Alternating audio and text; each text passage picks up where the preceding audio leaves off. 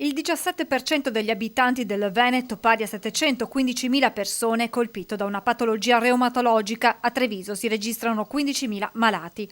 Una diagnosi che spaventa, che ha un forte impatto psicologico sulla persona, che poi deve fare i conti con un dolore continuo, debilitante, che cambia completamente la sua quotidianità. Ci sono persone che ci mettono 35-45 minuti per alzarsi dal letto, donne che non riescono ad aprire un barattolo dello zucchero piuttosto che aprire una bottiglia del latte, una bottiglia d'acqua, quindi hanno sempre bisogno di qualcuno al fianco. Noi dobbiamo eliminare queste cose perché se arriviamo alla diagnosi precoce forse queste cose vengono già, come dire, tagliate.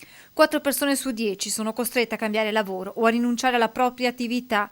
Nell'immaginario collettivo si pensa che si tratti di patologie legate alla popolazione anziana, ma i dati dicono che colpiscono ogni fascia d'età. Tutti hanno pensato, come dice lei, malattie degli anziani, purtroppo invece colpiscono bambini, quindi abbiamo un'artrite idiopatica giovanile e soprattutto giovani che vanno dai 18 ai 35 anni, quindi in età, come dire, quella che si pensa al futuro. Fortunatamente oggi esistono terapie che permettono una qualità di vita molto simile a quella di chi non è malato, ma una diagnosi precoce per queste patologie è fondamentale.